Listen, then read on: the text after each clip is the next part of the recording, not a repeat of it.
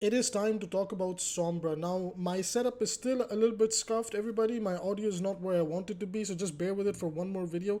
But we got the video footage. We got some Sombra gameplay, and it is so miserable playing this character that at a certain point, I just don't want to play this character anymore, and I swap over to some things more fun. So enjoy the gameplay footage, swapping into something more enticing after some Sombra gameplay. So what has happened to Sombra? What is the problem with Sombra right now? That's kind of what we need to talk about. The biggest issue that Sombra is running into right now is, well, she's been a pub stomper in low elo games. I'm not gonna sugarcoat it. The biggest problem with Sombra is that slowly the higher up you go, people actually understand how to play against her. But because majority of the time this game is being balanced for people that sniff glue and play with half their monitor screen turned off, unironically, she's being balanced with the lower tiers of play. So in lower tiers of play, one of the most viable Sombra playstyles is to legitimately get a pick on a support and then spawn cam that support. It can be a very frustrating experience.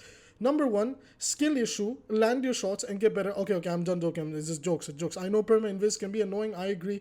It's annoying as well. However, there is some problems with Sombra that we need to talk about. Like, honestly, to her previous iteration, it was completely okay for us to have the Sombra that we had, and all she needed was a timer on her invis. The problem with the current iteration of Sombra is you just can't have the playstyle that you want for Sombra by taking Sombra's only escape ability and also her engagement ability and tying it into one cooldown. The Translocator and the perma invis should be two different things, and now they're one thing. Now they did kind of micro buffer in a hotfix where they gave her 6-second cooldown on Translocator instead of the 7, but honestly I don't think that's enough. I think Sombra needs a little bit more. Sombra's kind of always been this character that, in my opinion, this is just my opinion, I know a lot of people are not going to like it, but I've seen Sombra as a necessary evil, and I've even seen Perma Invis as a necessary evil, at least in 5v5, because Sombra was the direct hard counter to Widowmaker. The problem with Widowmaker is she can have once she has the positional advantage, is that there's just nothing you can do about it against a good Widowmaker that's positioned, and then most importantly, a Widowmaker that's kind of being protected by her team. They have their tanks peeling for them, the supports are playing around with this position. It can be incredibly difficult to deal with Widowmaker once she's like that. Now, Sombra, one of the things that she did have going for her is Sombra's Invis gave her a free staging ability. What does it mean to have a free staging? Think of it like this. It's basically a free setup. You get a chance to just take the position that you want in order to counter Widow. And by the way, misconception on the community, you don't have to, like, at least from previous Sombra, you didn't have to hack virus and then delete the Widowmaker. You could just exit invis, just virus, and then delete the Widowmaker. Because Widowmaker has a smaller HP pool, you don't need to do the full combo. You'd instantly evaporate her into the stratosphere. The problem with a lot of Sombra players, when they try to counter Widows, they try to hack her, it is legit pointless. If the Widow somehow is able to get her grapple hook out, that is your signal to get away, because usually when the Widow is grapple hooking, her team is also coming back to peel first. That is your window to get out. Just some advice for people that are playing Sombra or learning Sombra. Regardless, this current iteration of Sombra just feels wrong. Like, when you play the character, it feels wrong. It just feels like I'm playing a League of Legends champion where it's either I all in or I just die. And it just doesn't work, because there's so many moments where when I'm playing Sombra, you'll see in the footage at some points where I'm just like, I'm pretending I'm invis and I'm hiding in the backline, waiting and trying to predict what's happening in the team fight and then trying to engage. This is all because of the lack of perma invis. Sombra, you don't need to give Sombra perma invis, but you can give her a timed invis, like maybe 7-8 seconds. I think is a good starting point, because to just kind of feel it out and go from there. Because once Sombra is an invis, man, she feels so clunky. She's so slow. The way her kit works, it all just ends up feeling awkward. And most importantly, like, Translocator is tied to the invisibility right now. So if you want to trigger invisibility to escape or to engage, it's like a package. It comes together. When you translocate, it's either you're engaging or you're disengaging. There's no flexibility. With Tracer, you get flexibility. With Genji, you get some flexibility because he has a defensive tool in Deflect, an engagement tool in Dash, and then you can also use it vice versa, to use Deflect to engage on a target, to create pressure, and then use Dash to get out in case it doesn't work out. So every flanker has that. Even Reaper has two forms of movement in order to either get in, get out, the Wraith to get in, then teleport to get out, or usually the teleport to get in, then the Wraith form to get out. So if we're trying to compare Sombra, like, okay, she's a part of this archetype with Tracer, with Genji, with Reaper, for Echo, Farah nowadays as well, where it's all about going in and out. The one thing you'll notice that Farah as well has 2 movement options now to help her get in and out. Echo, honestly, Echo is so mobile with the way she moves and everything, and her kit is a little bit more unique. She's not necessarily like a traditional flanker like the characters we just mentioned, but she can get in and out very, very well because of how low her cooldowns is. So it's weird because right now Echo kind of feels like this, Sombra feels like this weird like form of Echo, where she's kind of trying to be like Echo, where I land all my cooldowns and I confirm a kill and then I can survive. But the problem with Sombra is, my goodness, they're trying to turn her into this frontline character, but it just doesn't work.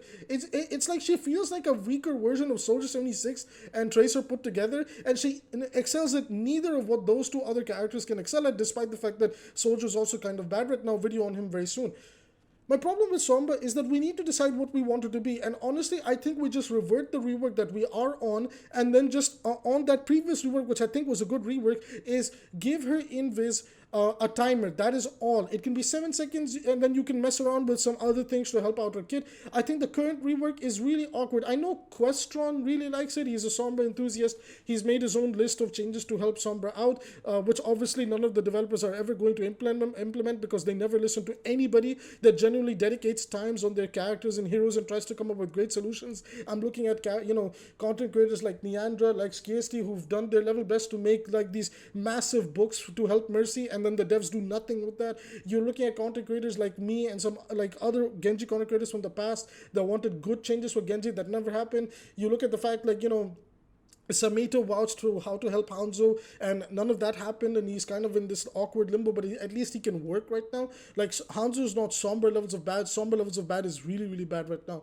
And that's just what I don't like seeing, is like, why are the number one question that I want to ask and generally to the community is like, why are we balancing a competitive video game for people that are bad? This is the number one thing. This is the number one reason why Sombra was even touched to begin with, is this is because of low elo complaints. Hanzo was never even meta in Overwatch 2's entire lifespan, and he got touched because of low elo players. I'm getting sick and tired of this game being balanced for low elo players. It is incredibly frustrating because at first we ruined Hanzo and then we slightly salvaged him, and he's in a spot right now where it's just like 1 or 2 tweaks or 1 or 2 changes to the game where he'll feel like absolute shit again. And now we're in a position where Sombra has been completely ruined. Like, Sombra has been ruined. Don't get me wrong, the thumbnail is not a lie. Sombra has been completely ruined. She feels incredibly weird to play.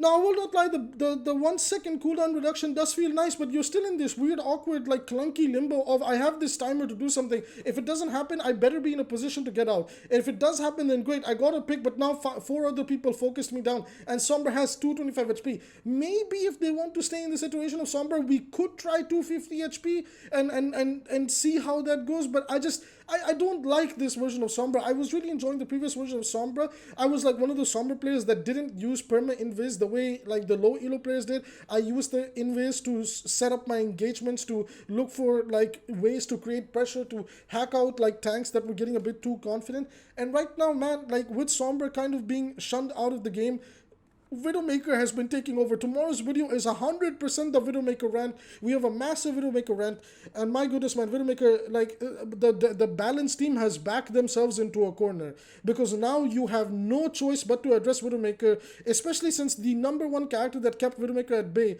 in 5v5 was the rework Sombra, and now that's not there, and now Widowmaker is in every game, almost every game. I saw you guys complaining about it in the tier list. I saw you guys who were like, dude, I'm in plat, I'm in gold, Widow's everywhere, I don't know what to do. I don't blame you guys. Widow's everywhere up here too, man. Widow's up everywhere, and all of this is a result of getting rid of Sombra. So Sombra, for me, like, I always knew that Sombra was this weird necessary evil, that we might not like it, but because of her, some things can be kept at bay. And another character that's been taking over, and look, I main this guy. He's my main tank to play, but I ain't gonna lie, Doomfist is running crazy. So it's either, like, this is the result going forward. It's either we're going to have to gutter Doomfist, we're gonna have to gutter Widowmaker, or we bring Sombra back and then we tune down Doomfist and we tune down Widowmaker. This is the only way to go with it, because this is the only way they balance the game. Now, I would approach it much differently if it was up to me.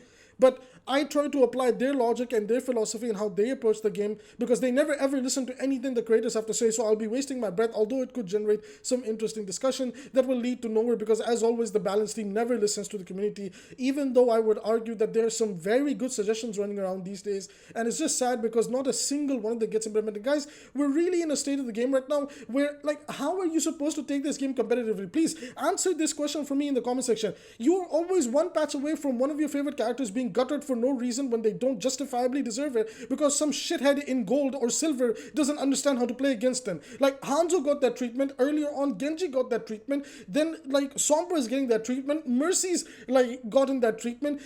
Come on guys, let's be fair. Like, Mercy is like the weakest support to have, even strong, compared to every other support in the game. Please stop complaining about Mercy. She is really not that much of a problem. They have like truly ruined her design. If you're complaining about Mercy in the big year of 2024, late 2024, man, like, it is an insane skill issue at your part, brother. It is an insane skill issue at your part, brother, if you're complaining and thinking Mercy is like some end-all be-all. And the same thing applies to Hanzo in the DPS category, Sombra in the DPS category, especially right now. If you're somehow still complaining about these characters, it is an insane skill issue at your part. It is an insane skill issue at your part. Now, to conclude this video, we need to help Sombra. In my personal opinion, I said it before and I'll say it again, revert her rework back to the previous rework, and then in that rework, make Invis timed, and that's it. And let's see how it goes from there. Let's leave it like that and see how it goes from there. We don't necessarily need to approach and edit Sombra because she's not a meta pick. Balance in competitive video games has always been about approaching the most effective tactic available. Baptiste is a problem. Juno's still a problem because she got the wrong changes too. Like, Widowmaker is a problem because she has not been nerfed justifiably for 5v5. There's problems with Orisa right now. D.Va is still strong, although slightly weaker compared to before. These are the characters that need to be looked at. Why are we looking at characters like Sombra and Hanzo and ruining them? Because the answer is the same, and this is why I've not taken the game competitively in the past 1 year. This game is constantly being balanced for the gold and silver elo, and I don't know how long is it gonna take. I know a lot of people in my community can see that, and we've agreed upon it like multiple times, but really I wish the bigger community, the majority, like, you know, the people outside of this channel, I wish that they could see that this game is genuinely being balanced for gold and silver. So then that brings me to my final question. Why should you take a game competitively seriously when it is not being balanced for competitive integrity and it is being balanced for the sake of hand-holding? They made a change to Baptiste, arguably the second or by far the strongest support in 5v5 right now, with the excuse that it was a fatigue on support players. Like, support players were getting tired of controlling recoil. Well, then why isn't recoil being removed from Soldier 76 then? Why is recoil not being removed from Cassidy then? Like, or Ash then, where their gun bounces slightly every time they shoot? This is a ridiculous argument. And again, it shows you they are not balancing this game for the sake of balance. They're balancing this game for the sake of appealing to people that will spend money on this game, and that is usually the majority of the casuals, and those people are in silver and gold. And that is the harsh reality for Overwatch's balance. There's a harsh reality for Overwatch's balance. They don't care if they ruin your favorites. They don't care if they ruin characters that didn't need to be ruined or whatever the case might be. As long as those gold and silver players will open up their wallets and pay for the skins, that's all they care about. Anyways, everybody, that's going to be it for this video. Again, sorry for the audio quality. I will have all this stuff figured out by tomorrow. And yes, to that one guy that said in the tier list video, Abby sounded like he was being held at gunpoint. I'm still being held at gunpoint. See you in the next video.